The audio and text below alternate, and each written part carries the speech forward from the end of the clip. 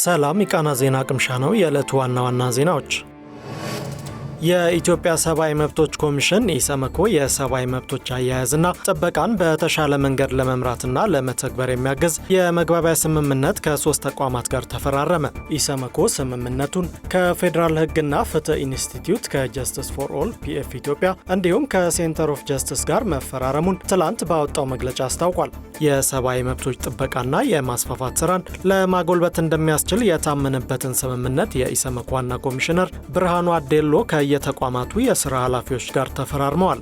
ኢሰመኮ ከፌዴራል ሕግና ፍትህ ኢንስቲትዩት ጋር ያደረገው ስምምነት የሰብአዊ መብቶች እይታ ወደ ሕግና ፍትህ ስርዓተ ትምህርትና የስልጠና ፕሮግራሞች ውስጥ እንዲገባ የማረጋገጥ እንዲሁም የኤሌክትሮኒክና የገጽ ለገጽ ትምህርት መስጫ ዘዴን በመጠቀም የሰብአዊ መብቶች ትምህርትን ተደራሽ የማድረግ ግብ እንዳለው ተገልጿል። በተመሳሳይ ከጀስቲስ ፎር ኦል ፒኤፍ ኢትዮጵያ ጋር የተደረሰው ስምምነት በአጠቃላይ በሀገሪቱ በሰብአዊ መብቶች በሕግ የበላይነትና በሰላም ግንባታ ላይ ትኩረት ያደረጉ የጋራ ፕሮጀክቶችን ለማከናወን የሚያስፈልጉ የሀብት ማሰባሰቢያ ስትራቴጂዎች ላይ ትብብር ለማድረግ ያለመ ነው። እንዲሁም ከሴንተር ፎር ጀስቲስ ጋር የተፈራረመው ስምምነት የታራሚዎችና የተጠርጣሪዎች የሰብአዊ መብቶችን የሚመለከት ሲሆን ከታሰሩ ቤተሰቦቻቸው ጋር የሚኖሩ ህጻናትን መብቶችን በሚያስጠብቁ ጉዳዮች ላይ በጋራ ለመስራት እንዲሁም አማራጭ የቅጣት አይነቶች እንዲተገበሩ ለመወትወት ያለመ እንደሆነ ተገልጿል።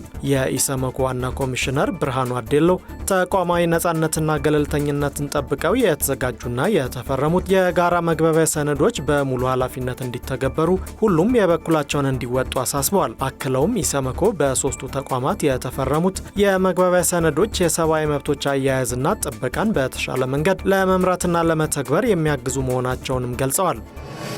የኢትዮጵያ ሀገራዊ ምክክር ኮሚሽን ከህግ ታራሚዎች አጀንዳ ለመሰብሰብ በሚያስችለው ቅድመ ሁኔታ ዙሪያ ከፌዴራል ማረሚያ ቤት ኮሚሽን ጋር ውይይት ማድረጉን አስታወቀ።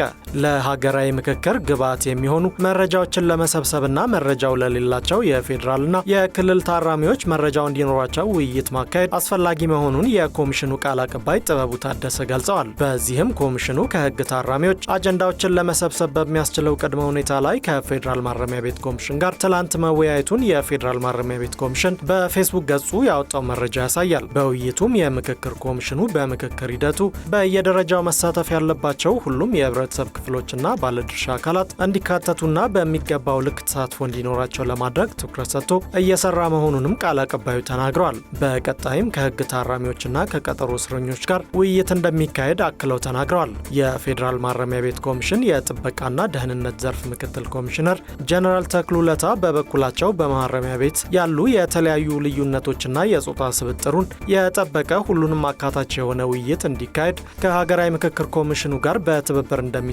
መግለጻቸውን ጽሑፉ ያብራራል። እንዲሁም የማረሚያ ቤት ኮሚሽኑ በመወያያ አዳራሾች ዝግጅት፣ በተሳታፊዎች ልየታ፣ በጥበቃ ደህንነት ስራና በሌሎች ተግባራት ላይ ንቁ ተሳትፎ በማድረግ በጋራ ለመስራት ዝግጁ መሆኑን ተናግረዋል። የኢትዮጵያ ሀገራዊ ምክክር ኮሚሽን በፌዴራል ማረሚያ ቤት ኮሚሽን በሚገኙ ማረሚያ ቤቶችና በሁሉም ክልሎች በተመረጡ ሁለት ማረሚያ ቤቶች በአጠረ ጊዜ ውስጥ ውይይት እንደሚካሄድ ጠቁሟል። የታንዛኒያ ዋነኛ ተቃዋሚ ፓርቲ ቻዴማ ምክትል ሊቀመንበሩ ጆን ሄቼ በሽብርተኝነት ወንጀል ክስ እንደተመሰረተባቸው አስታወቀ። ምርጫው በድጋሚ እንዲደረግ ሲጠይቅ የነበረው ቻዴማ ፓርቲ ምክትል ሊቀመንበሩ ክሱ እንደተመሰረተባቸው ያስታወቀው ትላንት በኤክስ ገጹ ባወጣው ጽሑፍ ነው። ፖሊስ ሄቼን ከዋና ከተማዋ ዶዶማ ክሱ ወደ ተመሰረተበት የባህር ዳርቻ ኪኖዶኒ ግዛት መውሰዱን ገልጿል። የፓርቲው ምክትል ሊቀመንበር መቼ ፍርድ ቤት እንደሚቀርቡ ግን የተገለጸ ነገር አለመኖሩን አዣንስ ፍራንስ ፕሬስ ዘግቧል። ሄቼ ላይ ክሱ የተመሰረተው የሀገሪቱ ፕሬዝዳንት ሳሚያ ሱሉሁ ሐሰን በድጋሚ የታንዛኒያ ፕሬዝዳንት ሆነው ቃለ መሐላ በፈጸሙ ማግስት ነው። የፓርቲው መሪ ቱንዱ ሊሱም በሞት ሊያስቀጣ በሚችል የሀገር ክህደት ወንጀል ተከሰው ጉዳያቸው በፍርድ ቤት እየታየ እንደሆነ ዘገባው አስታውሷል። የሀገሪቱ ምርጫ ኮሚሽን ባለፈው ሳምንት ሮብ በተካሄደው ምርጫ አሁን በስልጣን ላይ ያሉት ሳሚያ ሱሉሁ ሐሰን 98 በመቶ ድምፅ በማግኘት ማሸነፋቸውን ገልጿል። ተቃዋሚ ፓርቲዎች ግን ምርጫው የይስሙላ ነው ሲሉ ተችተዋል። በምርጫው ዕለት የተነሳው ተቃውሞ ለቀናት ዘልቆ ለበርካታ ሰዎች እልፈት መንስኤ መሆኑ ሲዘገብ ቆይቷል። ቻዴማ በምርጫው ማግስት በተነሱ ሁከቶች ከ800 ያላነሰ ሞት መመዝገቡን መግለጹ ይታወሳል። አንድ የዲፕሎማቲክ ምንጭ ደግሞ በታንዛኒያ ዙሪያ ባሉ ሆስፒታሎችና የጤና ክሊኒኮች ምናልባትም በሺዎች የሚቆጠሩ የተመዘገቡ ሞቶች መኖራቸውን የሚገልጹ ታማኝ ሪፖርቶች እንዳሉ ለፈረንሳዩ የዜና ወኪል ተናግረዋል።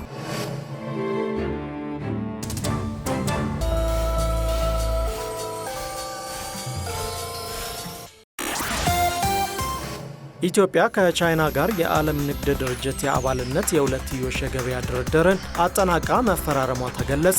የንግድና ቀጠናዊ ትስስር ሚኒስትሩ ዶክተር ካሳሁን ጎፌ ስምምነቱ መፈረሙን ትላንት በኦፊሴላዊ የፌስቡክ ገጻቸው ባሰፈሩት ጽሑፍ አስታውቀዋል። ሚኒስትሩ በመግለጫቸው ስምምነቱ የተፈረመው ስዊዘርላንድ ጄኔቫ በሚገኘው የኢትዮጵያ ኤምባሲ አማካኝነት እንደሆነም ጠቁሟል። ትላንት በጄኔቫ ስምምነቱን የተፈራረመችው ቻይና ከአርጀንቲናና ከቱርክ ቀጥሎ ከኢትዮጵያ ጋር የሁለትዮሽ የገበያ ተደራሽነት ስምምነት የፈረመች ሶስተኛው ሀገር ሆናለች።